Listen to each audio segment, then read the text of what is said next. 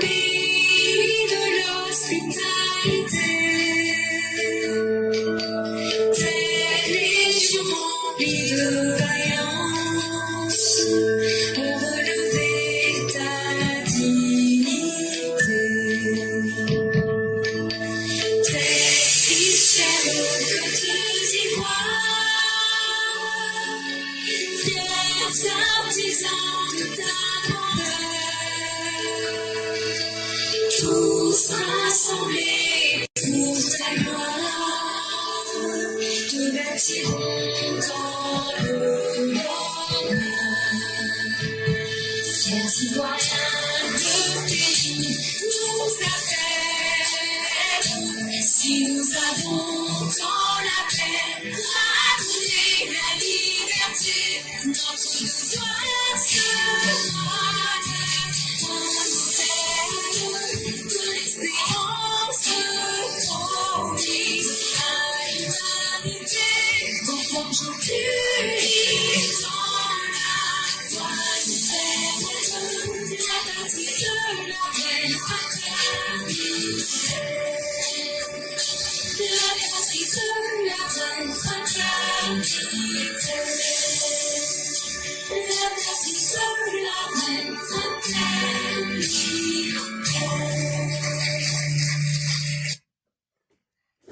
Bonjour mesdames et messieurs, bonjour chers auditeurs, bonjour chères auditrices, bonjour à tous les élèves de la classe Éclaireur Pro Vérité. Bienvenue en ce dernier jour du mois de février 2026 sur la plateforme Éclaireur Pro Vérité. Nous sommes en date du 28 février 2026. Merci de nous faire confiance et merci d'être présents au festin intellectuel de ce jour. Aujourd'hui, nous aurons 4 sujets à vous présenter. Le 4e sujet est tiré du journal en ligne kwasi.com. Nous allons vous parler du secrétaire exécutif en charge du PDCI Apocalypse qui a été jugé et condamné hier, vendredi 27 février 2026. On va vous expliquer ce qui s'est passé et les détails de sa condamnation. Le 3e sujet est un texte de notre père enseignant à l'université de Bouaké, M. Oussou Kwame Rémy.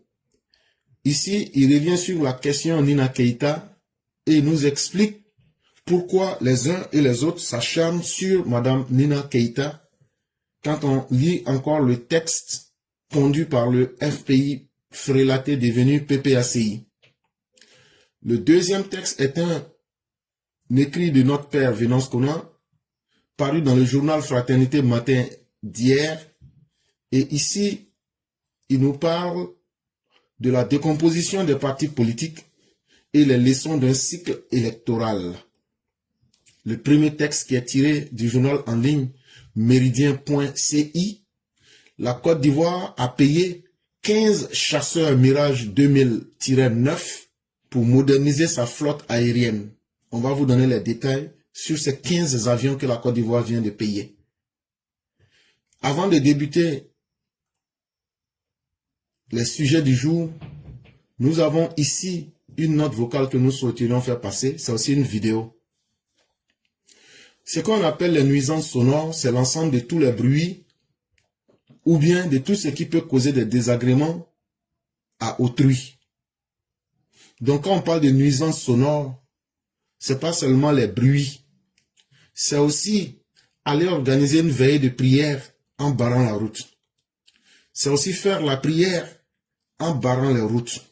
C'est aussi le maquis du quartier qui produit du son sans tenir compte du voisinage. C'est aussi la mosquée qui, nous dit-on, adorerait le bon Dieu, mais ne sait pas qu'ils font ou bien qu'il fait du mal à autrui. C'est l'église qui est en train de célébrer une messe, mais qui fait du bruit pour mettre quelqu'un d'autre mal à l'aise. C'est tout cela qu'on appelle nuisance sonore. Les lois ivoiriennes condamnent cela. Figurez-vous que quelqu'un qui travaille la nuit, le moment où lui doit se reposer, c'est la journée. Et c'est en ce moment-là que tout ce que je viens de citer sans tenir compte du fait que ils peuvent empêcher quelqu'un de se reposer, font du bruit. Pour eux, ils font du bien, mais en faisant le bien, vous faites du mal à quelqu'un.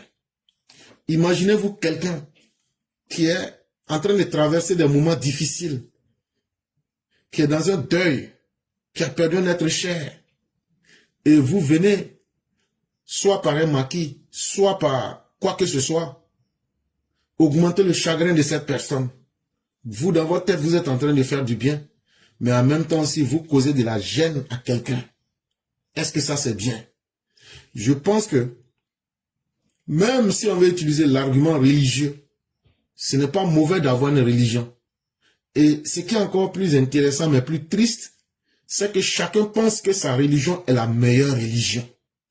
Et que tout ce qu'on fait au nom de notre religion, ou au nom d'une certaine religion, que ce soit le christianisme, que ce soit l'islam, que ce soit tout ce que vous voulez, on finit par ne plus tenir compte des autres. Et on pose des actions en disant nous avons fait quelque chose de bien pour rechercher la face de Dieu, mais on oublie qu'on a causé beaucoup de gêne. Souvenez-vous, dans la Bible, lorsque Ponce Pilate appelle Jésus et lui demande, c'est toi qui veux le royaume? Il dit non, le royaume que je souhaite avoir est totalement différent de ce que toi tu as. Et la leçon que nous devons retenir, à César ce qui revient à César, et à Dieu ce qui revient à Dieu. Lorsque vous prenez les bonnes manières du prophète de l'islam, et que vous regardez aujourd'hui, c'est un comportement des musulmans qui barre certaines routes. Quelqu'un a un malade, vous pouvez empêcher la personne de sortir avec son malade. Ou bien même poser plusieurs sortes de gênes. Est-ce que tout ça c'est sérieux? Est-ce que tout ça c'est normal? C'est aussi à tout ça qu'il faut penser. Avant de poser des actes. D'aucuns vont aller vite en besoin pour dire qu'il est contre les religions. Mais je m'en fous. Mais lorsque nous vivons dans une société où on nous dit qu'on est laïque, on doit être capable de respecter les lois de la République. Et en respectant les lois de la République, c'est aussi respecter que ce que je n'aimerais pas qu'on me fasse là, moi-même je ne fasse pas ça aux autres. C'est aussi ça. Être capable d'adorer correctement son Dieu. Et si tout le monde devrait se comporter de cette façon, alors que dans une république laïque, tout le monde n'a pas la même religion, est-ce que ça ne poserait pas problème? On ne demande pas aux gens de changer leurs habitudes, mais on leur demande d'adapter leur comportement en fonction des réalités. C'est vraiment important. Et donc, si tu es victime de nuisances sonores, que ce soit d'une mosquée, que ce soit d'une église, que ce soit d'un maquis, que ce soit d'un bar, tu peux te plaindre à la police, tu peux te plaindre à la mairie, tu peux te plaindre à la gendarmerie. Et qu'est-ce que tu dois faire? C'est ce que cette vidéo-là va t'expliquer. Les réclamations clients que nous avons ici sont des nuisances qui sont causées soit par des maquis, des églises ou même des personnes dans les domiciles.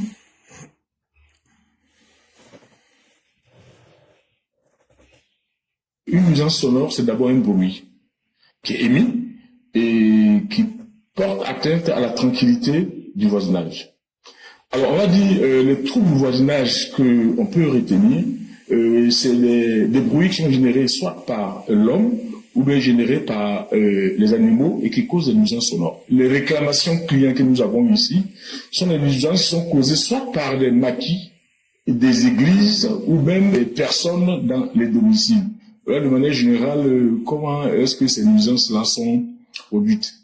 Alors, en cas de nuisance sonore, les victimes sont invitées à se rendre dans tous les services répressifs, ou tous les services qui ont compétence pour régler les questions de nuisance sonore. Alors, je peux citer les mairies, à travers la police municipale, je peux citer la police nationale, à travers les commissariats ou même la brigade mondaine. Je peux citer aussi les brigades de gendarmerie et bien évidemment la brigade de l'assainissement et de la salubrité. La question des bruits du voisinage des nuisances sonores sont des questions récurrentes en milieu urbain. Et ça fait même partie des dernières recommandations de l'OMS en matière des atteintes à la santé publique des individus. Donc, c'est l'occasion d'attirer l'attention des populations sur la gravité, sur les conséquences nuisibles que les nuisances peuvent porter sur la santé des individus. Il faut respecter la quiétude et la tranquillité de tout et chacun. Donc, je répète encore les numéros sur lesquels on peut nous contacter lorsqu'on est victime de nuisances sonores. Le 07 47 71 81 50 ou le 01 01 45 52 31.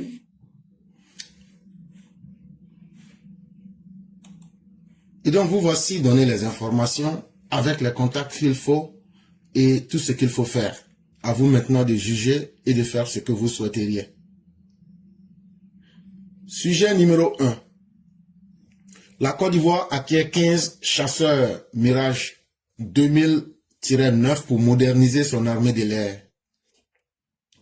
Dans le cadre de sa politique de montée en puissance militaire, la Côte d'Ivoire franchit une étape majeure en officialisant la commande de 15 avions de chasse Mirage 2000-9 auprès de la France.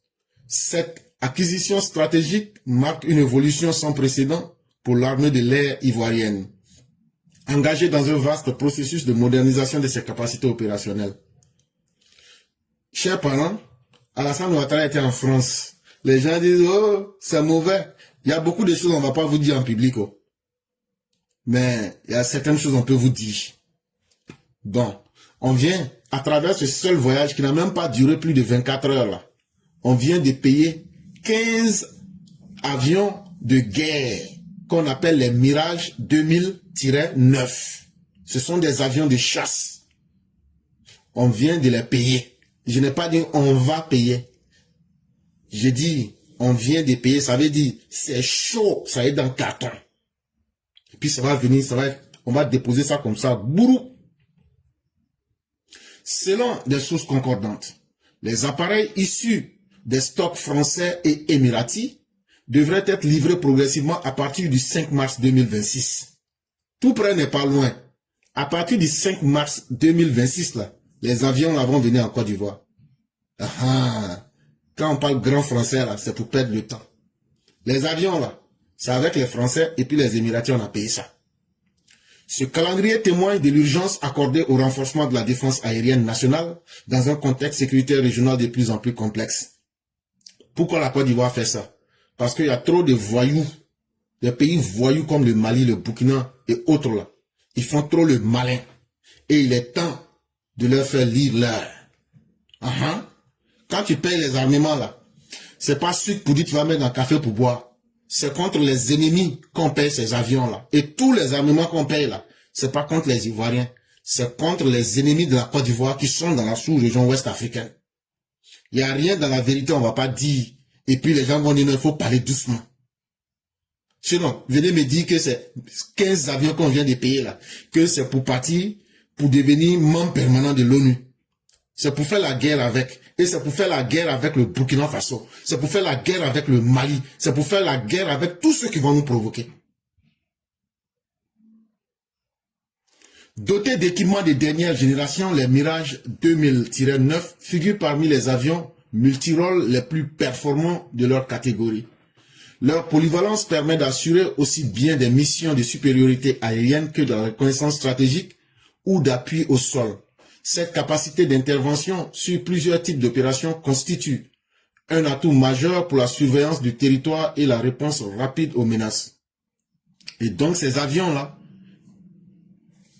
on peut les utiliser pour atteindre plusieurs objectifs.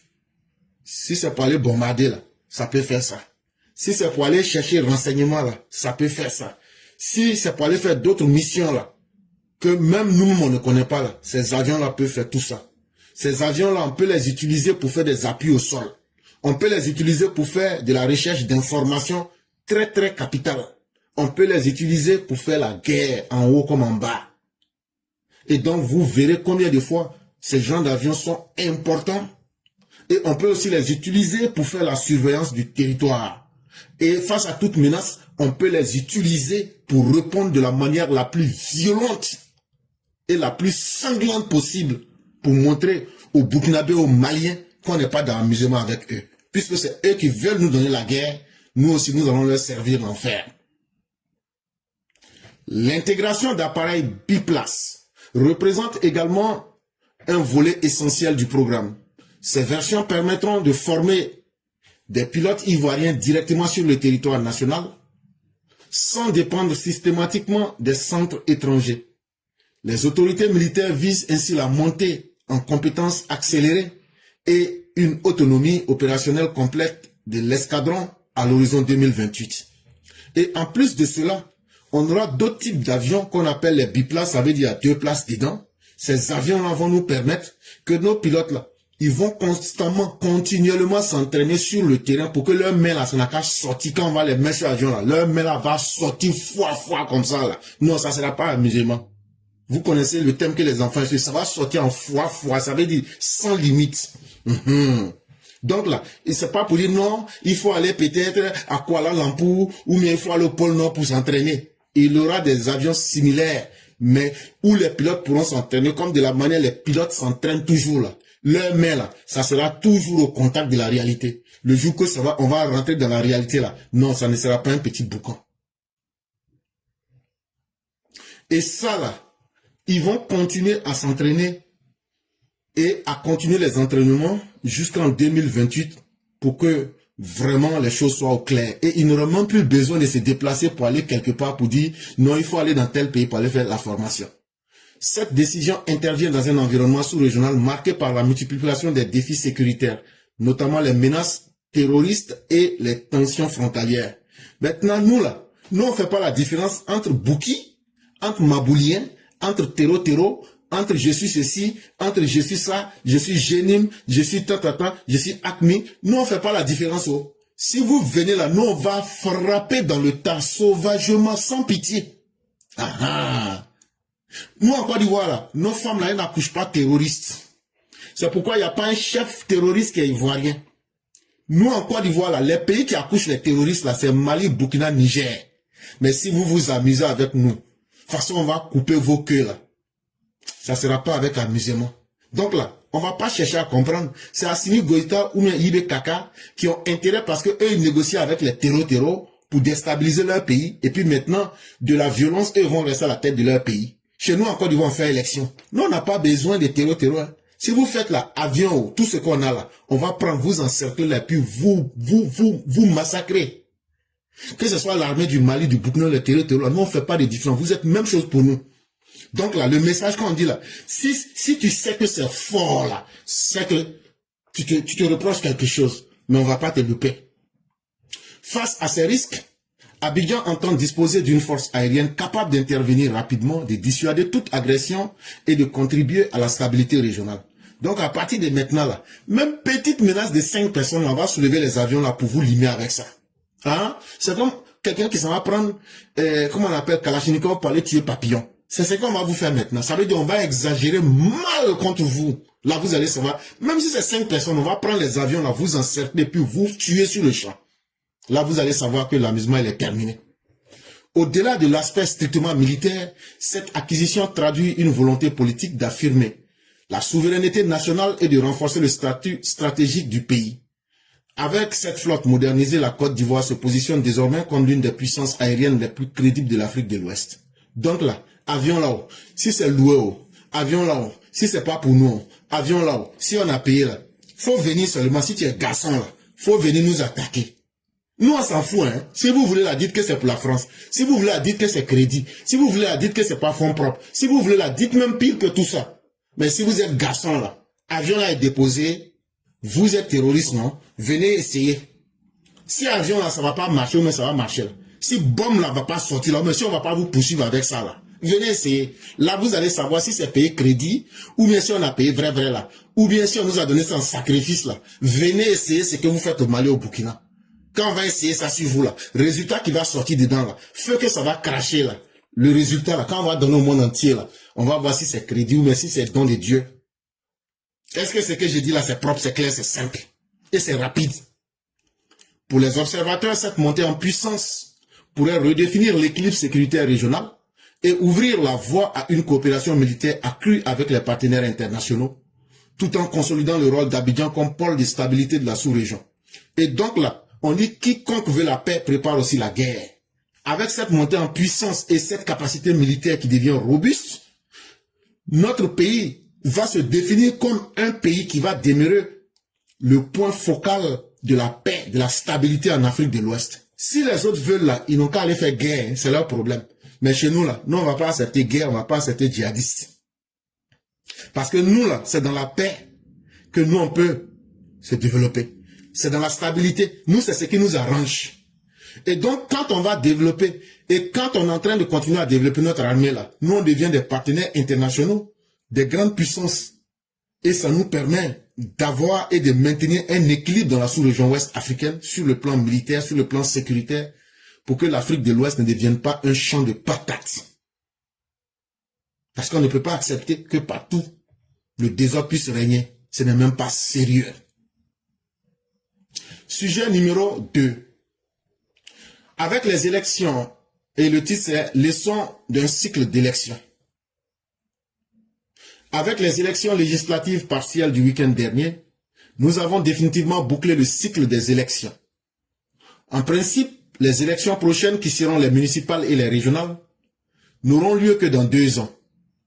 Si le Rassemblement des Oufouettistes pour la démocratie et la paix a perdu les 2 dernières élections, l'équilibre des forces politiques reste cependant le même à l'Assemblée nationale. Nous avons toujours le RHDP largement majoritaire, un PDCI réduit à sa plus simple expression et un PPACI fantomatique qui n'est plus que l'homme de lui-même. C'est qu'on est en train de vous expliquer là. Il n'y a pas quelque chose qui est plus puissant qu'une élection pour démontrer la force d'un parti. Il n'y a pas une réalité plus puissante et plus réelle, plus vraie qu'une élection pour savoir si on est un vrai politicien, mais si on est un faux politicien. Aujourd'hui, là, élection c'est faire, là. Le RHDP a perdu. Élection ça, là. Si la CEI était une mauvaise institution, là, le RHDP n'allait pas perdre. Donc, ces élections sont venues confirmer que la CEI n'est pas un prolongement ou bien une section du RHDP. Cette élection vient prouver qu'en Côte d'Ivoire, là, les élections sont crédibles. Quand l'opposition gagne, on lui donne sa victoire. Mais quand elle perd, l'opposition n'accepte pas. Ça, c'est la première leçon. La deuxième leçon que ces élections prouvent, c'est qu'aujourd'hui, l'opposition qui voudrait saboter la CEI en pensant que c'est la CEI qui fait gagner les gens, parce qu'en faisant du chantage, en criant, l'opposition aujourd'hui a compris que non, la vérité ne sera pas transformée parce que eux ils ont crié ou mais ils ont beaucoup pleurniché. La vérité sera la vérité. Il faut respecter le vote du peuple. Et la CEI, en l'état actuel, le démontre aujourd'hui parfaitement. La troisième leçon qu'il faut retenir, c'est que l'opposition, en adoptant toujours les mêmes méthodes pour penser obtenir un résultat différent, cela ne se passera plus. Et donc, qu'est-ce qu'il faut donc faire? En réalité, il faut aller au contact des peuples. Il faut aller au contact des populations. Il faut aller au contact des électeurs. Vous avez vu que je suis allé des peuples pour aboutir à électeurs. Donc, ça veut dire que je suis parti du plus grand ensemble pour en venir au plus petit, qui est la réalité fondamentale. Il faut aller au contact des électeurs. Et il faut convaincre les électeurs. Et ces électeurs-là, si vous arrivez à les convaincre, là, ils vont venir voter pour vous. Il n'y a pas quelque chose qui est mieux que élection en démocratie. Parce que c'est la capacité de laisser au peuple le libre choix de voter celui ou celle qui les arrange. La quatrième réalité qu'il faut retenir, c'est que sur le terrain, là, les résultats aujourd'hui là parlent plus fort que le bavardage. Et on sait aujourd'hui où se trouve la force politique de chaque parti. Le RHDP est majoritaire. Le RHDP a gagné les élections législatives. Le RHDP a gagné les élections présidentielles. Le PDCI, qui était à 66 députés, se retrouve aujourd'hui à un nombre carrément en dessous du double. C'est un parti qui est en décomposition. Quant au PPACI, qui crie partout que Draman a peur d'eux et que eux sont le parti le plus puissant du monde, quand on leur dit aller aux élections, comme ils sont minoritaires, ils ont peur d'aller aux élections, ils disent non, eux ne vont pas aux élections. Et ça aussi, ne pas accepter d'aller aux élections, c'est aussi un choix démocratique. Ça s'appelle simplement le choix de ne pas aller exprimer son vote. Ça aussi, ça fait partie de la démocratie. Et donc, la Côte d'Ivoire, avec tous ces détails que je viens de vous donner, on ne peut pas nous dire que la Côte d'Ivoire est un pays qui n'est pas ouvert à la démocratie, ou bien qu'on vit dans un système dictatorial. C'est faux. Chacun a librement choisi l'option qui l'arrangeait. Je veux pas aller aux élections comme le PPAC et le FPI Frélaté, mais c'est un droit. Je veux aller, mais je sais que je ne vaux plus rien. Je suis allé pour montrer que je suis en décomposition. Le PDCI l'a fait. Et le RHDP est allé aux élections, a montré son pouvoir, sa capacité à convaincre le peuple. Et la réalité se trouve dans les résultats que vous avez en face de vous aujourd'hui. Le PDCI n'est d'ailleurs pas sorti de la tourmente, puisque son président, Chaka Dian, refuse toujours de rentrer en Côte d'Ivoire. Et cela commence sérieusement à irriter les militants du PDCI qui réclament à voix de plus en plus haute son remplacement. Sans compter que sa propre négligence dans l'affaire de sa nationalité française et de son refus de désigner quelqu'un d'autre comme candidat à l'élection présidentielle ont privé le PDCI de participer à un important rendez-vous, ce qui n'a pas été du goût de plusieurs autres militants. Et depuis combien de mois, Tidjane Thiam, pour ne pas dire presque maintenant, une année, est en dehors de la Côte d'Ivoire. On lui dit il faut venir, il dit lui vient pas, que lui il a peur. Est-ce qu'un peureux peut diriger un parti? Ça, le PDCI aujourd'hui se retrouve face à cette équation-là. Le PDCI avait misé sur tout en ce qui concerne Chaka Dian, mais il n'avait pas pensé que c'était un peureux qu'ils avaient mis à la tête de leur parti. Et aujourd'hui, ils se rendent compte que le monsieur veut même pas accepter de venir affronter la réalité du terrain. En plus de cela, le fait de dire, si ce n'est pas moi là, ça ne sera pas quelqu'un, la politique de la terre brûlée là, les gens ont fini par comprendre qu'ils avaient affaire à un égoïste patenté. Et sans oublier le fait aussi que c'est un grand menteur.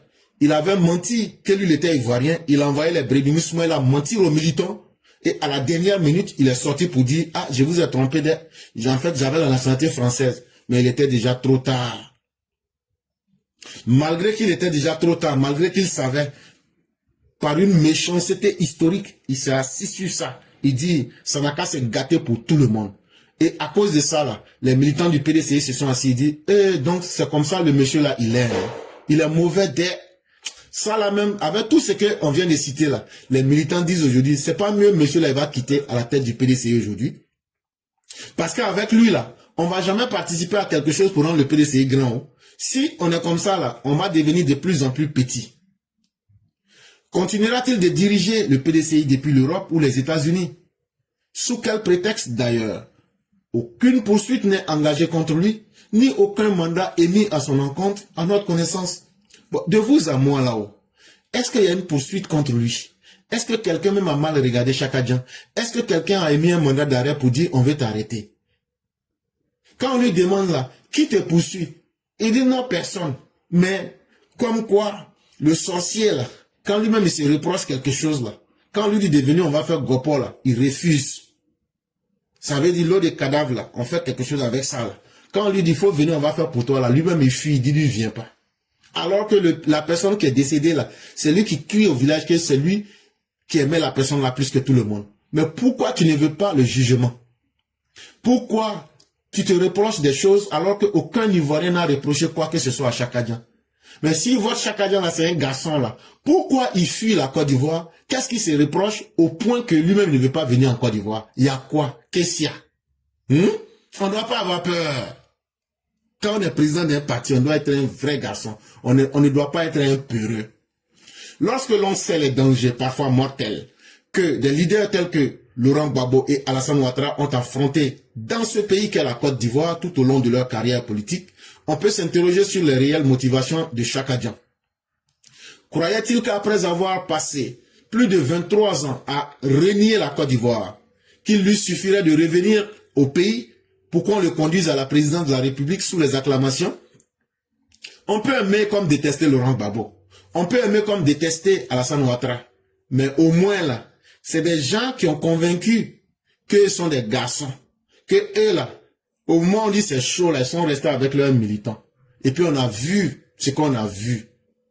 C'est ça aussi on appelle. Mais quand c'est arrivé autour du PDCI là, est-ce qu'il faut affuir les colons? Il faut rester parmi les colons. Mais pourquoi aujourd'hui le petit-fils n'arrive pas à faire comme son grand-père? ça veut dire que ce n'est pas son grand-père. Les signes ne trompent pas. Oh. Toi, ton grand-père était courageux, mais toi, tu es devenu un peurien, lâche, un fuyard. Ça veut dire que tu n'es pas de la famille. Ça veut dire que vous avez été adopté. Disons la vérité aux Ivoiriens. Disons simplement la vérité aux Ivoiriens. Voilà quelqu'un qui n'a ni les traits génétiques, ni les traits de comportement humain de son grand-père, de son supposé grand-père. C'est par simple alliance que vous avez été adopté dans la famille Félix Houphouët-Boigny. Disons ça aux gens. Il n'y a aucun baoulé, il n'y a aucune fille baoulée qui s'appelle Marietou So. Il n'y a aucune fille baoulée sur la planète Terre qui s'appelle Marietou So. Et il n'y a aucun baoulé qui s'appelle Amadou Thiam. L'enfant de Marietou So et d'Amadou Thiam ne peut pas être baoulé. Arrêtez de mentir aux gens. Est-ce que c'est simple? Si on dit ces vérités-là, on passe rapidement. Si les baoulés veulent le matriarcat, et ils avaient pensé que Tidjam Thiam, là, ils allaient l'utiliser pour dire que c'est Ouattara bis, là. Ce plan-là, ça a échoué. Maintenant, il a voulu faire croire que, après avoir passé 23 ans de vadrouille à travers le pays, que quand lui va venir là, quand il va porter les vestes, et puis il va rouler la langue, et puis on va dire, il parle français, que nous, les nègres sous-évolués, on allait taper Gardabou pour dire, président, et puis on allait commencer à applaudir. Lui, il sait pas qu'on est en 2023, il sait pas qu'on a dépassé 2024, il sait pas qu'il y a une année qu'on appelle 2025, et qu'aujourd'hui, on a l'ère de l'internet, on peut rien cacher. Et parce qu'il n'a pas obtenu ce qu'il voulait, chaque agent est allé bouder dans son coin en Europe, où il se sent à l'évidence beaucoup mieux qu'en Côte d'Ivoire. En réalité, Tidjam Thiam n'a jamais aimé la Côte d'Ivoire. Tidjam Thiam ne va jamais aimer les Ivoiriens. Il était venu, il pensait qu'il allait utiliser la Côte d'Ivoire pour pouvoir se faire du sou, devenir populaire, puisque actuellement il ne trouve pas de boulot. Il est devenu un chômeur et c'est le chômage chronique qui l'a envoyé à venir tenter sa chance en Côte d'Ivoire. Il pensait que la Côte d'Ivoire, là, c'est rouge, pain, noir, gagné. Il allait venir jouer sa loterie. S'il gagnait, il allait rester. Mais on a enlevé ça dans ses yeux propres. Et maintenant, là, regardez, s'il aimait la Côte d'Ivoire, pourquoi il a fui pour abandonner son propre parti politique? Pourquoi il a fui pour abandonner le pays alors qu'il n'y a aucune poursuite contre lui? Si vous avez vu qu'il a fui là, c'est parce qu'il n'aime pas la Côte d'Ivoire. Il n'a jamais aimé la Côte d'Ivoire. Et de la même manière qu'en 1963, là, son papa avait fait coup d'état là. Il voulait s'essayer dans ça, mais il n'a même pas encore réussi. Quelle honte. Et puis Tidjam Thiam, c'est toi, avec tes frères là, vous avez écrit une lettre pour dire que votre papa, il a donné naissance à Anna Rose Thiam par adultère. C'est vous qui avez dit ça à votre propre papa Amadou Thiam. Donc il y a tellement à boire et à manger sur ta vie que tu es l'homme le plus facile à combattre politiquement. Je crois que si le PDCI veut vraiment compter sur la scène politique ivoirienne et avoir des chances raisonnables d'exercer un jour à nouveau le pouvoir, il devrait être réaliste. Abandonner cette histoire de descendance ou d'ethnie de Félix Houphouët-Boigny et se donner un président qui serait un vrai homme ou une vraie femme politique qui connaîtrait vraiment son parti et qui connaîtrait la Côte d'Ivoire et qui aurait vraiment envie de se donner à son parti. Chaka Dia n'a pas envie de se sacrifier. Chaka Dia n'a pas envie d'être Jésus. Chaka Dia n'a pas envie de souffrir. Lui là, c'est un enfant gâté. C'est un taumonant. C'est quand on arrange quelque chose là, lui il vient, il mange et puis il gâte et puis il laisse. Il mange et puis il chie en même temps. Donc là, la Côte d'Ivoire, où ça est aujourd'hui là, lui il veut venir prendre pour bouffer. Et puis maintenant, là, quand ça va se gâter, là, il va laisser pour partir. Comme de la manière, il a gâté les banques, comme de la manière, il a pris l'argent des retraités à New York, comme de la manière, il a menti aux Chinois dans l'affaire Fax, etc., etc. Lui, c'est dans ça, il est fort. Et nous, on ne peut pas savoir tout ça. Il peut vraiment te faire confiance. Donc, si le PDCI veut se réveiller, pour ne pas être un parti qui va s'effondrer au fur et à mesure, là, le PDCI devrait se chercher un homme qui est un homme en vrai, ou même une vraie femme, comme Dago Rosalie, là. C'est comme ça. C'est une vraie femme là que vous devez chercher. Ou même vrai. Sinon, parce que lui qui dirige actuellement là, c'est un homme façon. C'est un homme façon.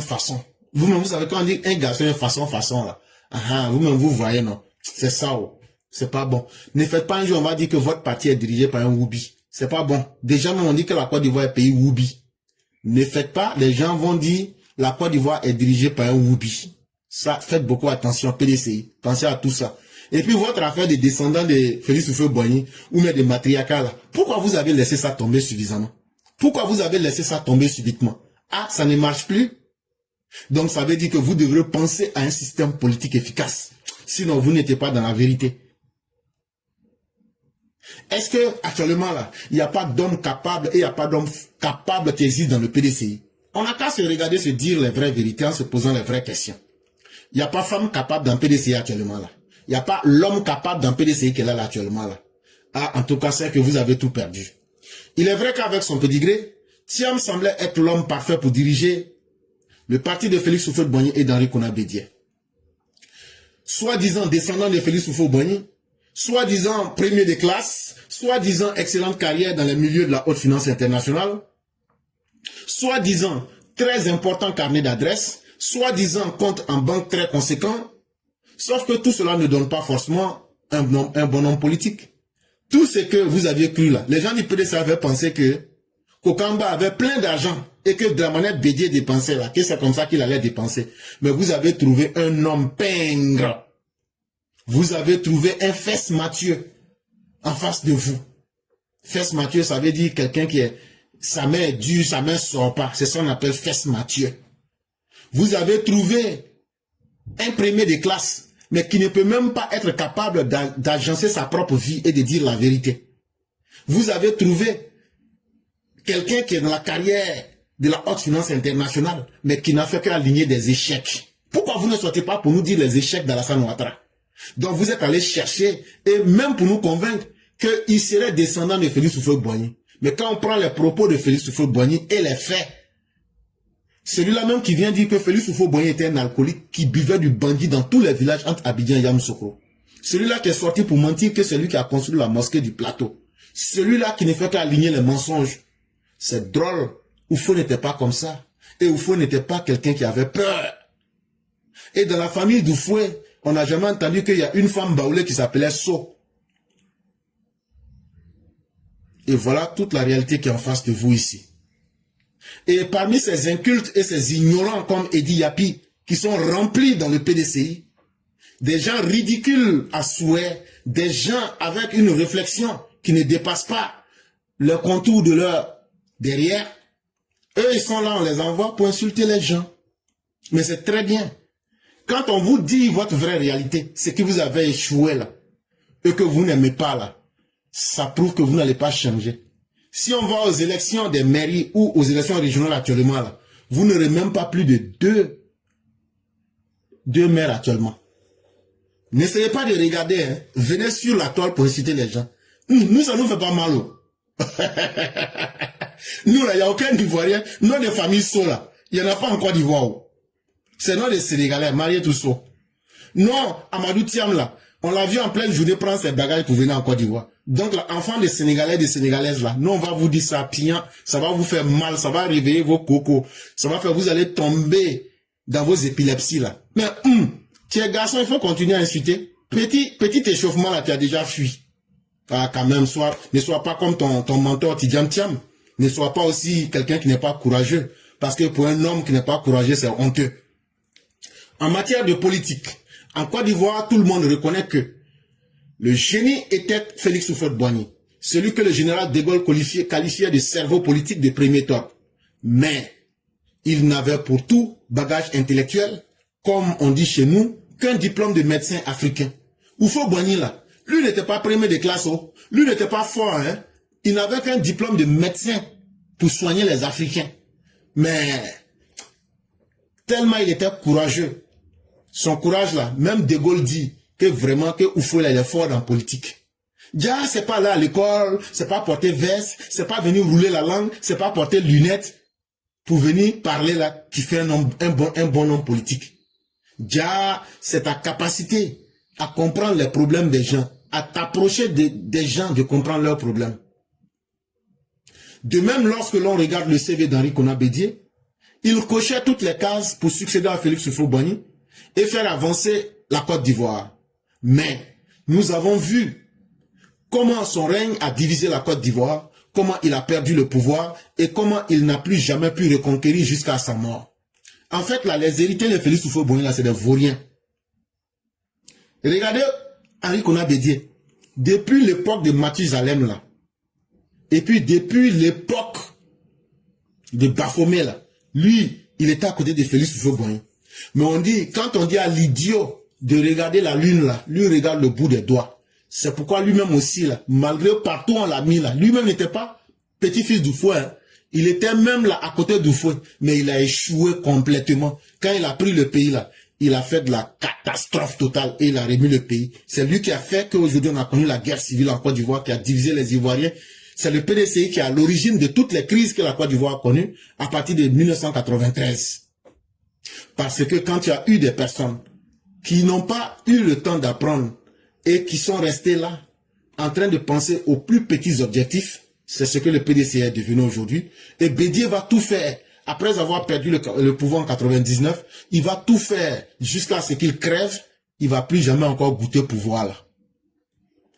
Alors, le PDCI devrait courageusement reconnaître qu'il s'est trompé, que l'erreur est humaine et changer de cheval. Sinon, il ira de crise en crise en perdant chaque jour du terrain sans que des victoires telles que celle de Toumoudi n'arrivent à compenser le recul. Donc, ils ont bien gagné dans certains coins. Mais que vaut une victoire qui ne peut pas changer quelque chose dans ta vie? C'est une perte de temps. Et si le PDCI n'arrive pas à comprendre cela et continue dans sa politique de haine, de division et dans sa politique de copier-coller mal assumée, le PDCI ne fera que perdre. Le PDCI ne fera que devenir de plus en plus petit et le PDCI ne fera que se réduire à sa plus simple expression. Et ça, ce n'est pas à quelqu'un d'autre qu'il faut s'en prendre. Au niveau du PPACI, maintenant revenons au parti de Nini Goudoumé, le fils de maman Marguerite Gado. Celui-là dont on ne connaît même pas le père. Parce que jusque-là, Laurent Gbagbo n'a jamais été capable de nous dire clairement qui est son père. Au niveau du parti FPI frélaté devenu honteusement le PPACI, que certains appellent la porcherie publique abidjanaise section Côte d'Ivoire, je crois qu'il n'y a rien à dire. Gbagbo a créé son parti pour sa femme et lui-même. Le parti, la porcherie publique d'Abidjan, là, ça a été créé pour Gbagbo et puis Nadi. Regardez ma femme, oh. Ah non, je suis comme ça, oh. Ah non, c'est tout. Voilà leur parti. Et il y a des gens intelligents, sensés, qui les suivent dans ça. Comme quoi, même dans la démocratie, on peut créer la bêtise comme un parti politique. Et c'est ça, le PPACI. En réalité, Laurent Gbagbo a créé le PPACI pour ne pas s'ennuyer, c'est tout. Mais pour embrouiller la Côte d'Ivoire. Et voilà l'objectif. C'est tout. Et pour se faire désirer, il avait annoncé qu'il quitterait la présidence de son parti après son congrès. Et comme il fallait s'y attendre, son parti l'a supplié de rester et il a accédé à cette requête. Comme Gbagbo pense que lui peut blaguer les gens, Gbagbo, c'est les gens de ton époque là que tu peux blaguer. Mais aujourd'hui là, nous on peut te matagraboliser aller-retour 5 fois. Non, en fait, un juge se lève que non, quand les élections législatives vont finir, lui va réfléchir et puis il va quitter le pouvoir. Il va laisser son parti quoi. Après encore il vient, il appelle des gens, il dit allez dire que je suis populaire. Que moi là, qu'il n'y a pas l'homme pour moi. Tout le monde m'aime tellement. Donc allez, vous allez dire ça. Et puis vous allez dire, et puis moi je vais sortir maintenant pour venir faire semblant, comme si il n'y avait rien, pour dire non, comme vous m'aimez trop là, bon je vais rester. Et ça là, c'est comme une femme. Elle aime son mari, mais comme il y a une petite palabre là, elle sort au matin devant les gens. Et sans moi là, est-ce que tu es garçon? Et c'est comme ça, c'est gna. On lui dit, bon voilà maintenant ton sac bleu, faut prendre, tu vas partir. C'est là maintenant, elle dit, je vais rester à côté de mes enfants. Et dans rester à côté de ses enfants là, quelques mois après on voit encore elle enceinte. On dit on peut se blaguer, mais on ne peut pas blaguer les voisins. Tu n'as pas dit tu aimes Palabre, même dans Palabre encore là, tu n'as pas réussi. Toi tu n'as pas pied haut. Toi tu n'es pas en bonne santé. Tu traînes plusieurs pathologies très lourdes. Ça veut dire des maladies très lourdes. C'est toi qui te lèves dans la ville, je vais me battre. Faut aller chercher pied d'abord. Quand on parle là, vous allez dire les enfants là parlent mal, les enfants là insultent les gens. Mais ce n'est pas faux, tu n'as pas pied. Tu vas te battre en t'arrêtant sur quoi? En te mettant en genoux. Donc là, au lieu de chercher à te battre, faut aller chercher pied. C'est ce que l'on te dit. Bon ça là, ça va vous faire mal. Pourtant ce sont des réalités, tout le monde voit, hein, mais personne ne veut dire. Faut aller, tu vas chercher pied d'abord. Quand tu auras pied là maintenant tu peux t'arrêter là. On va porter gants sur ta main. Mohamed Ali, que tu veux faire là? on va aller chercher un autre boxeur, lui va venir, vous allez faire votre boxe. La Côte d'Ivoire n'a pas besoin de bagarreurs. La Côte d'Ivoire n'a pas besoin d'un pugilat. La Côte d'Ivoire n'a pas besoin d'un boxeur. La Côte d'Ivoire a besoin de gens intelligents. Si toi, tu ne sais pas ça, on va te dire ça. Donc, Wourourou que tu es dedans, là, Babo, toi seul, je vais quitter. Toi seul, on m'aime. Toi seul, je vais rester là. C'est toi seul, tu es en train de te parler, puis tu te réponds. En Côte d'Ivoire, chez nous, on dit, tu es en train de parler dans l'eau. Quand tu parles dans l'eau, là, celui qui te comprend, c'est celui qui prend le temps de te comprendre. Et comme il fallait s'y attendre, son parti l'a supplié de rester et il a accédé à cette requête. Pour ne pas faillir à sa réputation de roublard, il a joué au tourbillon lors de l'élection présidentielle. Il a conduit certaines personnes à se faire arrêter, ce qui lui donne l'occasion de jouer son rôle favori, celui du persécuté, qui se bat de toutes ses forces pour faire libérer ses compagnons persécutés comme lui. Et aujourd'hui, incapable d'avoir pu imposer la violence, parce que ayant échoué lamentablement face à Draman, maintenant, qu'est-ce que Laurent Gbagbo fait? Honteusement, il a fait partie des enfants des gens en prison. Il a fait tuer les enfants des gens, au lieu d'aller demander pardon aux gens, comme ce qu'on a fait à Yamoussoukro. Les gens lui ont dit que non, quand ils sont venus pour organiser veillée funéraire, on dit les gens là, ce sont vos militants. Ils disent non, que c'est pas leurs militants. Mais pourquoi toi tu veux organiser veillée funéraire de quelqu'un qui n'est pas ton militant, c'est pas ton parent? Eux-mêmes, ils ont abandonné leurs propres militants. On dit il n'y a pas de problème. Quelqu'un qui envoie les enfants des autres à la mort, mais lui-même quand on lui dit, quand on l'attrape là, il dit ne me tuez pas. C'est un vaurien, c'est un lâche. Et ça là, aujourd'hui là, il a envoyé un enfant des gens en prison. Aujourd'hui là, il a fait tuer un enfant des gens en Nayo. C'est lui qui se promène aujourd'hui pour dire, je suis persécuté, je vais mourir, on va me tuer. Donc là, ayez pitié de moi. Si tu étais courageux là, quelqu'un qui est courageux, qui sait faire parler là, il ne demande pas qu'on ait pitié de lui. Bombe que tu as dans ta poche là. Babo, bombe que tu as dans ta poche là. Faut prendre, tu vas lancer sur Draman avec ses militants.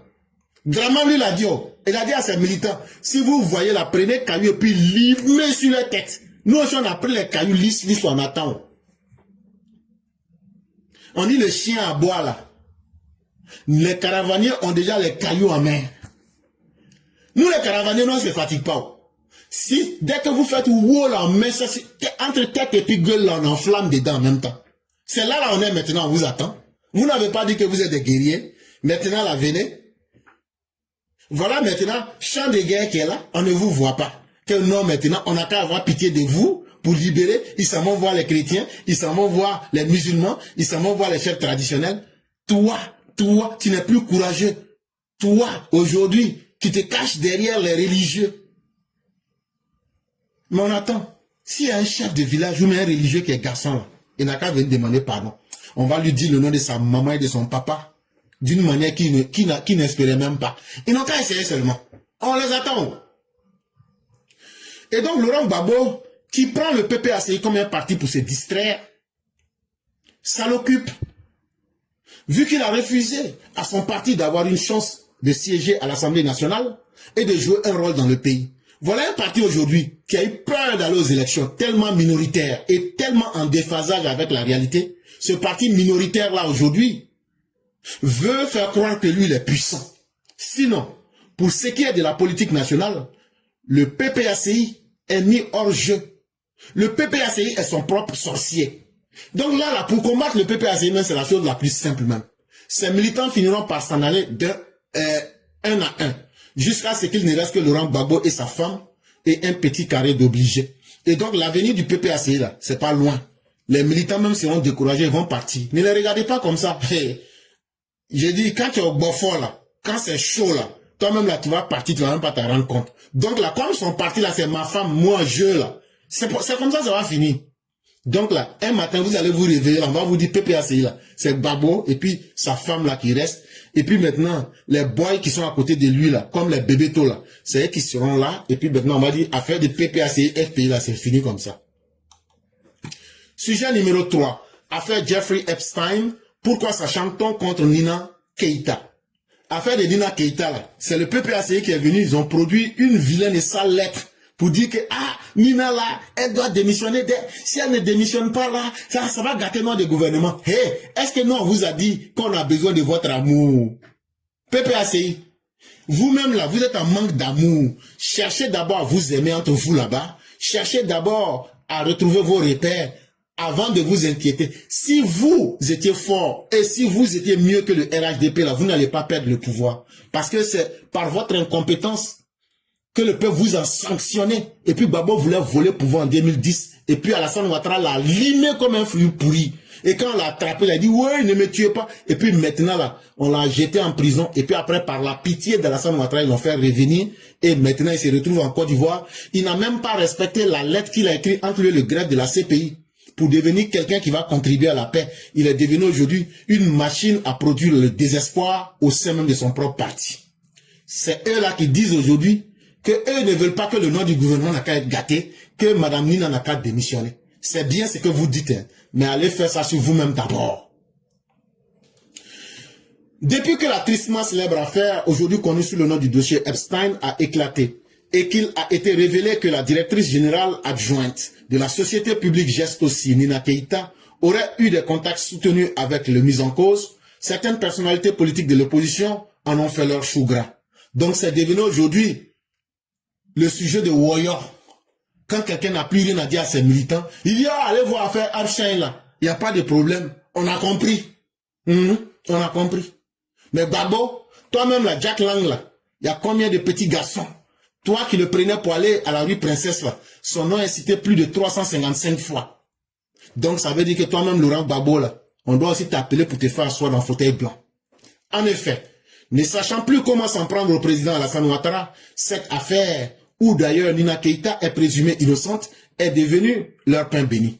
Bon, dans toute cette affaire de Nina Keïta là-haut, montrez-nous une plainte qui est déposée contre Nina Keïta. On n'a qu'à laisser tout ça la même. La plainte que les gens ont déposée contre Nina là, dites-nous c'est déposé dans quel tribunal. Nous-mêmes là, on va payer son transport, elle va aller là-bas, on va la juger. Ce n'est pas ce que vos beuves la sortent là, qui va devenir la vérité. Elle a commis un crime, elle n'a pas commis un crime. Là, pourquoi vous ne partez pas poser plainte contre elle? Vous aussi là, si vous constatez quelque chose qui n'est pas bien là, tout le monde peut aller chez le procureur. Le procureur n'a pas de parti politique. Ce que Nina a fait, c'est pas bien là. Ne faites pas de communiqué. Allez déposer la plainte là chez le procureur. Si vous êtes vraiment des garçons, ou même si vous savez qu'elle a fait quelque chose là, allez déposer plainte chez le procureur. Ça s'arrête à ça. En dépit de la mise en garde du procureur contre tous ceux qui seraient tentés d'émettre des commentaires ou des allégations sur cette affaire en l'absence de preuves formelles, en dépit de tout, il y a même certaines de ces figures politiques qui vont jusqu'à exiger que Madame Nina Keïta soit limogée ou démissionne de son poste et qu'on lui interdise tout contact avec l'administration, car étant la nièce du président Alassane Ouattara, ces personnes craignent qu'une véritable enquête ne soit menée et pire qu'elle n'aboutisse jamais. Pour autant, la loi est très claire. Tant qu'une enquête formelle n'établit pas des faits et que la personne mise en cause n'est pas impliquée devant un tribunal, cette dernière est toujours présumée innocente. En Côte d'Ivoire, là, nous ne sommes pas dans un pays de barbares pour faire de la justice expéditive, pour agir selon nos événements. Si vous, les gens du PPAC, vous avez perdu le pouvoir, c'est parce que votre pouvoir était géré dans la rue. Vos pouvoirs étaient gérés sur les lits de Awa et Oura. Comme Laurent Gbagbo aimait bien la chair fraîche et chaude. Et donc là, nous, on n'est pas comme vous. Nous, on ne gère pas nos pouvoirs dans le sentiment. On ne gère pas nos pouvoirs entre les fesses des femmes. Nous, notre pouvoir, là, nous, on se base sur ce qui est la réalité. La réalité, c'est que tant que quelqu'un n'a pas été poursuivi en justice et qu'on n'a pas eu des preuves contre la personne pour l'inculper, soumettre la personne à la loi et condamner la personne est toujours présumée innocente. Et c'est pourquoi on vous dit, aidez-nous à trouver des arguments contre Madame Nina Keïta. Nous-mêmes, on va vous aider, on va aller poser plainte là chez le procureur ensemble. Est-ce que ça là encore c'est difficile? Au lieu de crier, elle doit démissionner parce qu'elle est la nièce du président. Si c'est pas comme ça là, hey, on a compris tout ça. Maintenant là, ce pourquoi elle a accusé là, Et puis, les gens ont déposé des plaintes contre elle. Là. Montrez-nous les plaintes là. On va prendre ça pour dire sur la base des plaintes qui ont été déposées contre Nina Keïta. On va aller se plaindre chez le procureur. Voilà, est-ce que ce qu'on vous dit c'est difficile? Sinon, tout ce que vous dites là, vous êtes en train de parler en bas de l'eau. Alors, pourquoi persécuter et harceler Nina Keïta? Oui, son nom est apparu dans quelques 3 millions de dossiers sur les méfaits du milliardaire américain Jeffrey Epstein, comme des milliers d'autres personnes d'ailleurs. Mais qu'est-ce que cela prouve? Absolument rien. Oui, oui, c'est vrai. Il y a combien de millions? Il y a le nom de Donald Trump qui est sorti. Il y a le nom de presque tous les présidents américains qui sont sortis. Pourquoi vous ne vous acharnez pas sur eux? Parce que votre haine là, de voir des Djoula au pouvoir là, c'est ça qui vous énerve. Mais encore pire, de voir Draman au pouvoir en train de vous pédaler. Draman en train de pédaler votre babo devant vous.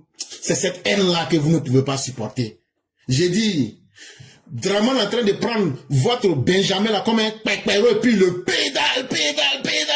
C'est ça qui tue votre cœur. Vous ne pouvez pas respirer. Ah, mais c'est sur vous. Ah, ce que ça provoque dans votre cœur là, c'est sur vous seul. Sinon, la Côte d'Ivoire se porte bien et on s'en tape. Voilà ce qu'on va vous dire. En matière de moralité publique, vous les gens du FPI, vous devrez être les derniers à ouvrir la bouche lorsqu'on parle de moralité publique. Il n'y a pas d'hommes et de femmes plus sales que le régime du PPACI, frelaté FPI, que ce soit moralement, que ce soit religieusement, que ce soit historiquement. Est-ce que les hommes dans un parti où les gens vont coucher entre eux, un parti sale moralement, un parti qui est dénué de toute compétence morale, c'est vous encore, vous allez ouvrir votre bouche parce que la démocratie permet que n'importe qui peut parler. Il n'y a pas de problème. Oui. Allez dire partout que Claire dit que dans les dossiers Epstein là, qu'il y a le nom de Nina, quelques 3 millions de dossiers, qu'il y a le nom de Nina dedans. Oui. Mais il y a le nom aussi des amis que Laurent Gbagbo faisait venir à Abidjan. Voilà. Il y a le nom de Chaka Djan dedans. Mais pourquoi vous ne vous intéressez pas aux autres?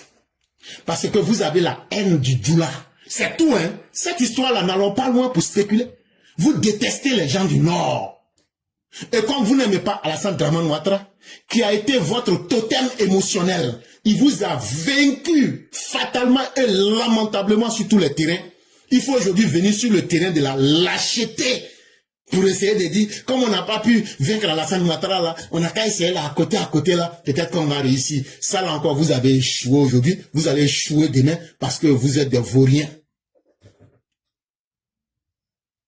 Mais on vous attend, hein. Si la lettre que vous allez écrire là, écrivez ça 1000 fois, ça ne fait ni chaud ni froid à quelqu'un. Mais envoyez les preuves là, on va aller ensemble, on va payer le transport pour aller déposer ça chez Brahma. Le procureur s'appelle Kone Brahma. On va aller déposer ça chez Brahma. Là comme ça là, tout le monde va voir que Ouattara est entouré par des démons et qui ne méritent même pas d'être là. Ni le président Ouattara ni Nina Keïta n'ont rien à se reprocher. Comme souligné un peu plus haut, ne sachant plus comment attaquer la gouvernance du président Alassane Ouattara, cette affaire est venue apporter de l'eau au moulin d'une opposition en perte de vitesse qui ne manque aucune occasion pour salir l'image du président Alassane Ouattara et celle de son entourage. De la manière vous êtes sale, de la manière vous êtes visqueux, gluant là, vous pensez que tout le monde est comme vous. Non, tout le monde n'est pas comme vous. Et vos bouches là ne pourront pas salir. Vous êtes comme les pharisiens. Vous avez attrapé Jésus, vous avez menti devant Ponce Pilate pour le condamner. Mais Dieu n'a fait que le rendre plus grand. Et donc là, vos mensonges là vont se retourner contre vous. Mais vous ne faites que faire la publicité de Alassane Ouattara. Toutefois, quelques issues que cette affaire prenne, ni le président Ouattara, ni Nina Keïta n'ont rien à se reprocher. Car Jeffrey Epstein était avant tout un homme d'affaires par lequel la Côte d'Ivoire pourrait bénéficier de certaines opportunités d'investissement et de partenariats internationaux. J'ai dit, même si Hitler s'élève demain là, qui dit il veut venir investir en Côte d'Ivoire là, nous on va accepter. C'est pas Amsterdam seulement. Hein.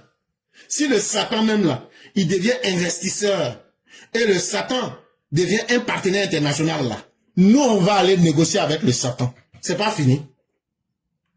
Allez dire à Dieu que nous on dit qu'on a abandonné Dieu. Parce que vous êtes fort en mensonge. Je suis en train de faire ici de la rhétorique pour vous permettre de comprendre votre propre bêtise. Quand vous dites que Alassane Ouattara même là, c'est le suppôt du Satan, là, du diable, il n'y a pas de problème. Ne parlez même plus d'Epstein. Ne parlez même plus de Hitler. Hein. Dites, Satan lui-même, il n'a qu'à se transformer avec une valise en main. Et puis, il n'a qu'à dire, il est investisseur, là. La Côte d'Ivoire est un pays démocratique. Et la Côte d'Ivoire est un pays capitaliste. Ça veut dire quoi? L'économie du marché. L'économie du libre choix économique. Si Satan vient là, et puis il dépose valise, là. S'il a des programmes d'investissement, des opportunités d'investissement, nous, on va prendre. Donc, c'est même plus l'affaire de Jeffrey Epstein. On attend maintenant Satan, il n'a qu'à venir avec mallette. Il n'a qu'à avoir des projets d'investissement et des partenariats internationaux. Si on va prendre, mais si on va laisser là, vous allez voir. Mais non, on va prendre. Alors, l'opposition doit trouver un autre sujet pour attaquer le président et son entourage et laisser la justice faire son travail. Donc, c'est le seul conseil qu'on peut vous donner. Sinon, les faux communiqués que vous écrivez là, c'est des papiers, c'est des feuilles, c'est des salades que vous êtes en train d'écrire. Ça ne nous intéresse pas, puis ça va même parler quelque part. Sujet numéro 4. Kalice Yapo poursuivi pour avoir discrédité une décision du Conseil constitutionnel. Et Kalice Yapo, hier, il était devant le tribunal de première instance d'Abidjan au Plateau. Il était là-bas pour trouble à l'ordre public. Mensonge, c'est ça on appelle diffamation. Tribalisme, c'est ça. Haineux. Il est le secrétaire exécutif du PDCI. Mais c'est son travail. Donc hier, vendredi 27 février, là, on l'a jugé au tribunal d'Abidjan. Une audience au cours de laquelle, selon les sources concordantes, la justice a levé un coin de voile sur les motifs de l'accusation portée contre l'ancien ministre Henri Konan Bédié. Et donc là, il y a beaucoup qui disaient, mais pourquoi là, c'est ça on vient de vous dire maintenant. Il n'y a pas deux choses. Nous apprenons que le collaborateur de Chakadjan, après l'annulation du scrutin législatif de 2025 à Toumoudi, par le Conseil constitutionnel dès le lendemain, s'est rendu dans cette localité pour soutenir Hervé Ali Ali, le candidat du PDCI, fils de Camille Ali Ali, l'un des compagnons de route de l'ancien président ivoirien Félix Houphouët-Boigny. Lors de sa rencontre avec les militants du PDCI, il aurait tenu des propos tels que « On ne peut pas dire que le fils d'Ali Ali a triché dans le village d'Ali Ali. On ne peut pas l'accepter. Ces gens-là, ils disent que Félix Houphouët-Boigny a volé. » Il allait, de façon subtile, aller faire de la haine, aller inciter à la haine. Comment le fils d'Ali Ali peut perdre dans le village d'Ali Ali? Jean, comment les étrangers peuvent venir mentir sur un vrai fils du village, que c'est le fils du village qui a perdu l'élection dans son village. Et que ces gens-là, ça veut dire les gens du RHDP là disent, les étrangers là disent que Félix Houphouët-Boigny a volé. S'il y a quelqu'un qui a dit Houphouët voleur là, tout le monde le connaît, oh. Vous voulez qu'on vous rappelle? Il s'appelle Laurent Gbagbo. Vous êtes en association avec lui. Mais s'il y a quelqu'un qui est venu sauver Houphouët-Boigny de la honte, c'est ce que vous considérez comme étranger là. C'est eux, un parmi eux, qui est venu sauver Houphouët. Sinon, vous étiez intelligent, mais vous n'aviez pas pu sauver votre Félix Houphouët-Boigny. Donc, comme ils sont devenus un parti de haineux, de tribalistes là, c'est ça qui l'a conduit. Mais ce n'est pas vrai, hein, c'est ce que la justice dit. Mais il y a d'autres affaires en bas. Il avait aussi financé il avait financé les actes de violence tout récemment là. Il avait aussi financé aussi. Les gens ne vont pas vous dire ça en public, mais il y a ça aussi dedans. Pour le procureur, Kalice Yapo a discrédité la décision du Conseil constitutionnel. Le ministère public a requis 3 ans de prison avec sursis et 500 000 francs CFA d'amende à l'encontre de Kalice Yapo. Lors de son procès tenu ce vendredi, le verdict final de cette affaire sera prononcé le 27 mars 2026, soit dans 1 mois. Comme c'était hier, donc ils se sont donné 30 jours, ça veut dire le 27 mars 2026, ils vont donner la décision finale. Mais actuellement, c'est que le procureur a dit là. Le procureur dit qu'on n'a qu'à lui donner 3 ans de prison avec sursis. Ça veut dire, on va le condamner, il va venir toujours pointer à la police, et il sera considéré comme un prisonnier ambulant. En plus de ça, on n'a qu'à payer 500 000 francs d'amende. Et donc, les gens disent qu'il faut laisser dans 1 mois, soit le 27 mars 2026, on va venir donner la décision finale. Donc, c'est ça qu'on attend maintenant. On va donc passer à l'édito de Mère Blanc et rapidement passer Après l'édito, on va passer donc à ceux qui voudraient s'exprimer. Donc, s'il y a des personnes qui veulent s'exprimer rapidement, écrivez simplement « Je souhaite prendre la parole » pour qu'on sache et qu'on aille plus vite puisqu'on est déjà pris par le temps. Bonjour éclaireur pour vérité, bonjour à tous mes condisciples de la digne classe éclaireur pour vérité. Mon édito a pour titre aujourd'hui « L'affaire est dans le sac ». Oui, d'après le journal Géo, pour que la Russie de Poutine gagne du terrain en Afrique, il a fallu une tactique bien ourdie et qui fonctionne plutôt très bien aujourd'hui. Vous vous en souvenez, nous avons pris connaissance du projet d'appropriation de l'Afrique par Poutine quand Nathalie Nyambe a tenu son discours à Sochi. À l'époque, elle vivait à Abidjan, à l'année, hébergée par Mamadou Koulibaly, alors président de l'Assemblée nationale de la Côte d'Ivoire. Et c'est grâce au Front national de Gbagbo si Nathalie Yam a obtenu sa carte d'identité ivoirienne avec la mention professionnelle femme de ménage. Avec Franklin Nyamsi, ils forment les petites mains pour faciliter une implantation durable de la Russie en Afrique noire.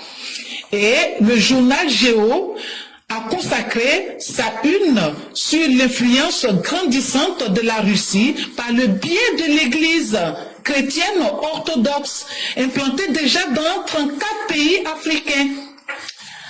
Toujours, ce journal nous fait savoir que Poutine a créé un bureau chargé des interactions avec les nations africaines qui l'intéressent.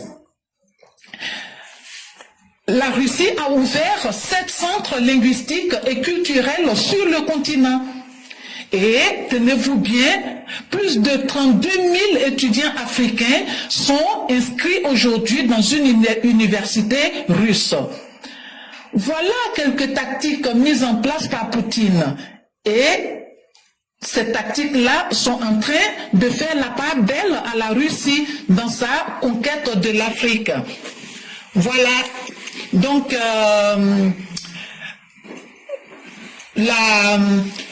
la conquête est en marche.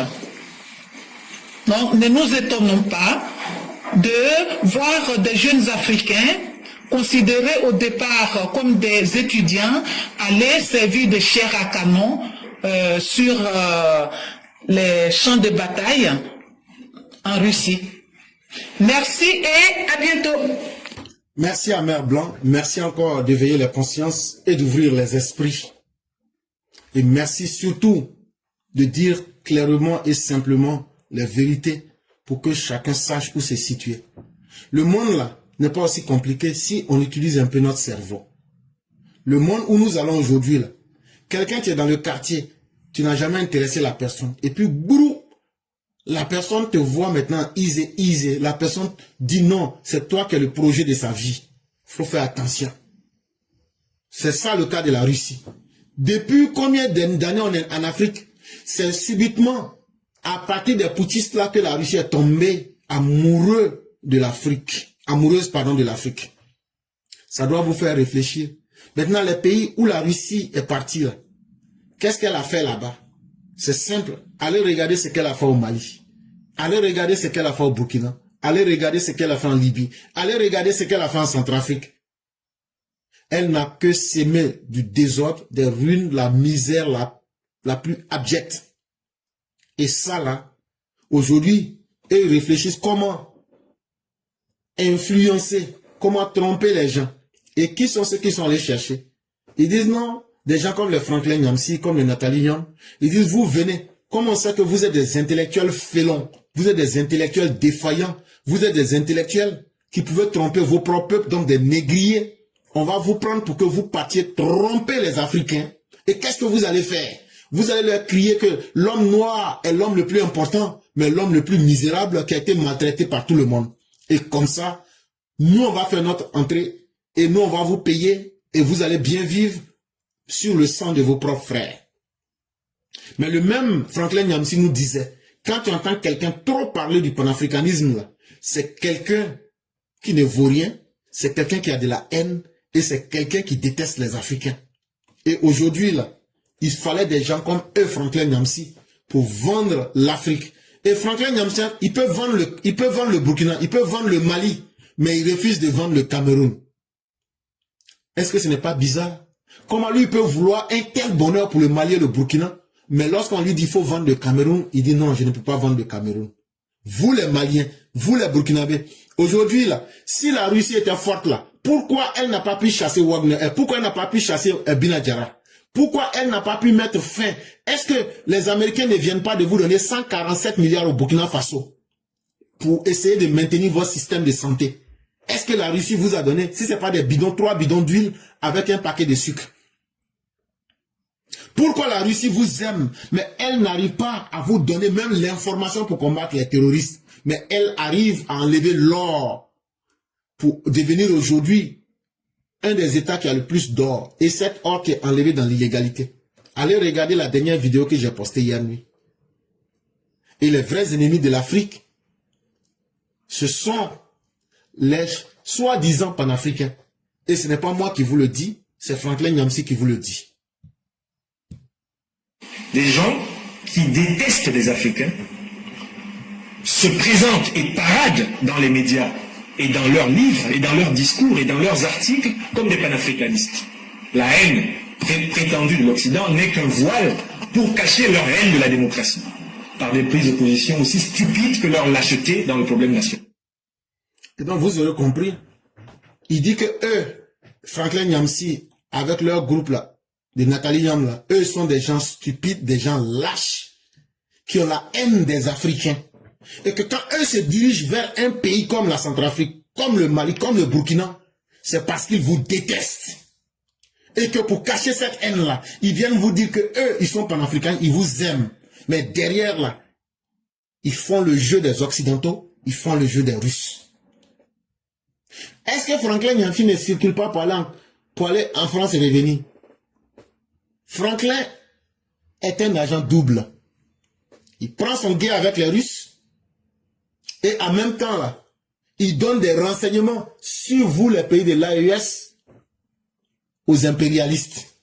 Si vous n'êtes pas suffisamment intelligent pour comprendre cela, pourquoi il ne fait pas la même chose au Cameroun? Allez vous poser ces questions. Donc ces gens-là, ils font très bien le travail, ils mangent avec les Russes, ils mangent avec les impérialistes. Si vous ne savez pas aller à l'école pour vous cultiver, ça va vous aider. Ça va vous rendre moins bête dans le Sahel. À bon entendeur, on vous souhaite bonne chance avec Binadjara et ses compagnons.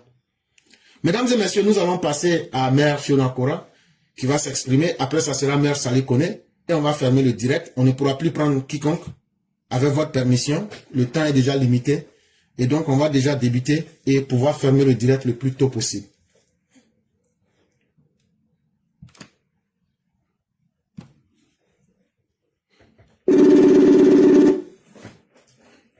Allô? Allô? Oui, bonjour cher Mère, Oui. comment allez-vous? Bonjour, professeur Éclaireur, je vais très bien, merci. Dieu merci. Et vous? Ça va, je me porte comme un coq en pâte.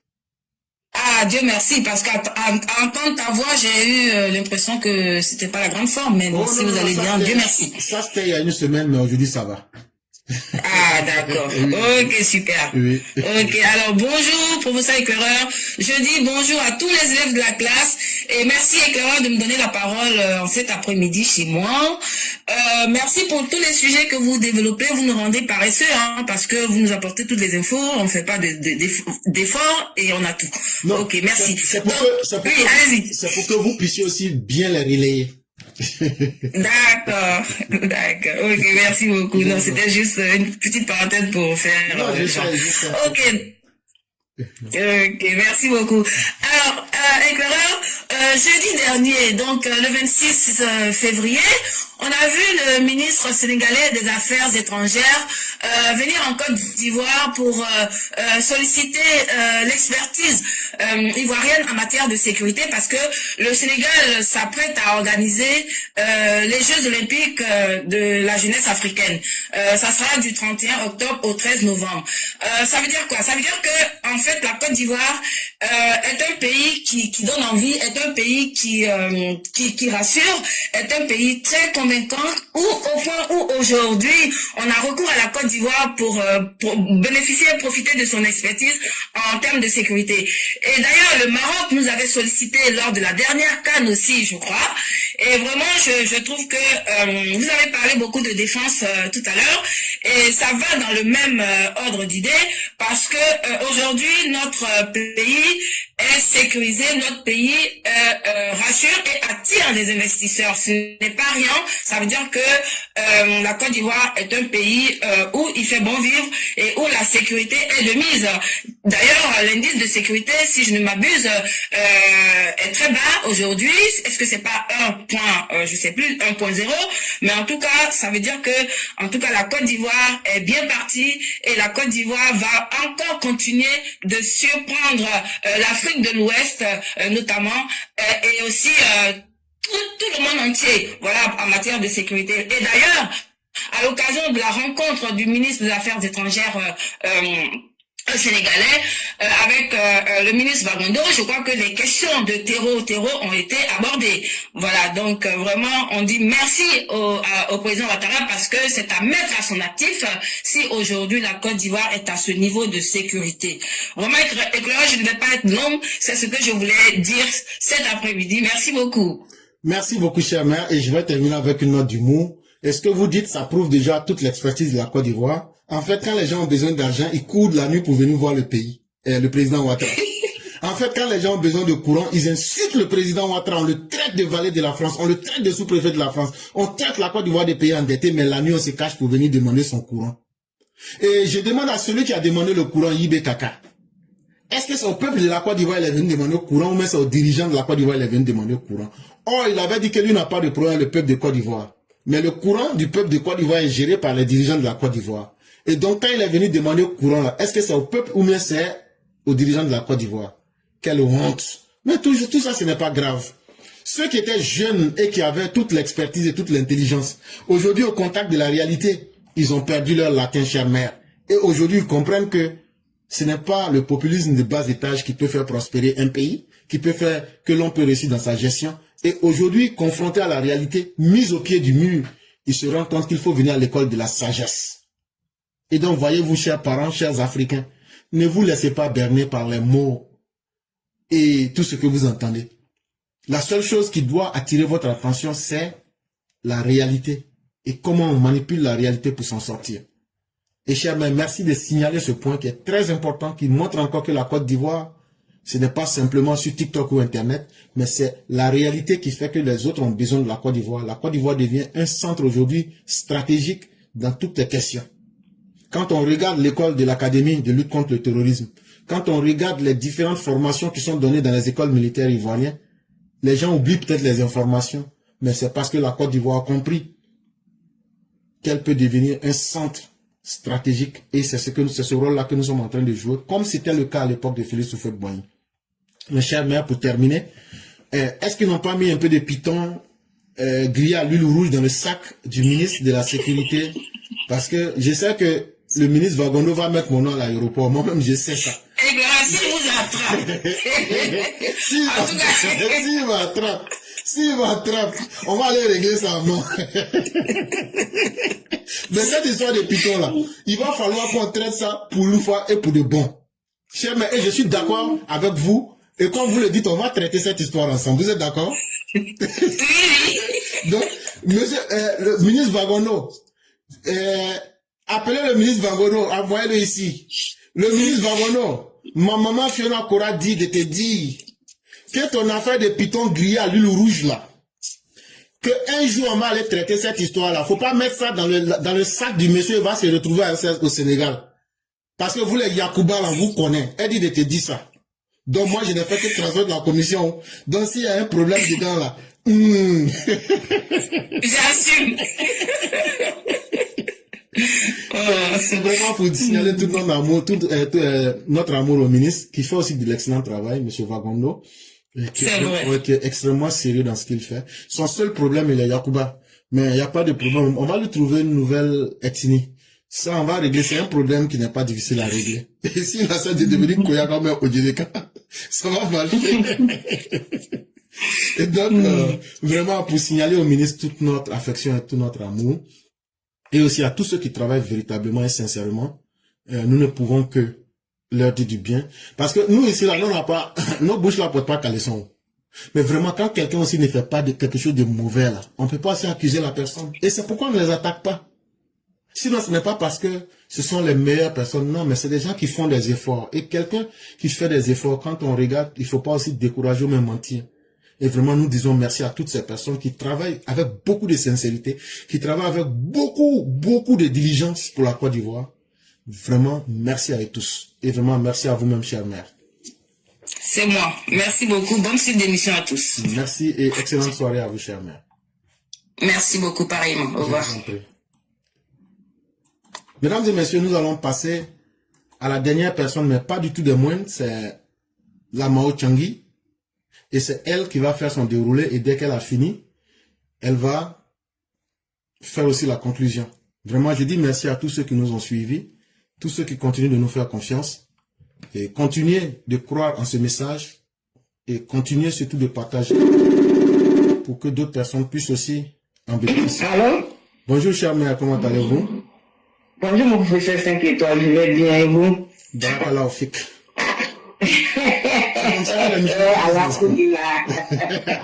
Machallah. Les musulmans vont pas dire que je me moque d'eux quand même, j'essaie quand même. Donc, Machallah.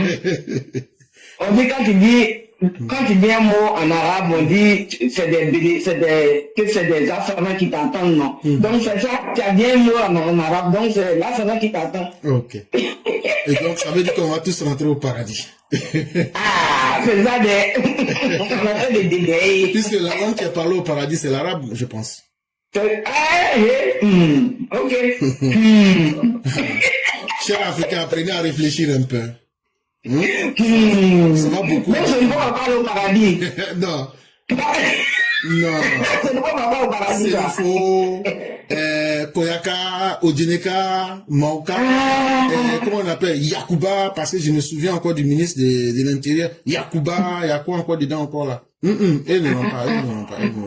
Ça, là, il faut Donc toute la prime, on va partir avec les AES là, quoi. Non. Mais là, eux seront au sous-sol de l'enfer, mais vous, c'est au 4e étage. Eux-mêmes déjà, ils sont déjà en enfer, donc. Ils sont déjà en enfer. Des gens qui ont choisi l'enfer sur terre. Mais c'est ça, Dieu, ce que tu demandes, c'est ce qu'il te donne. Des gens qui ont choisi l'enfer sur terre, là. Pourquoi c'est Dieu qui aura honte de leur donner l'enfer à l'au-delà? C'est ça. Donc, Dieu même nous dit, ce que vous me demandez, c'est ce que je vais vous donner, non? Si c'est moi, j'avais, comment on appelle là, le bouton qu'on tourne pour augmenter le niveau de chaleur de l'enfer, là.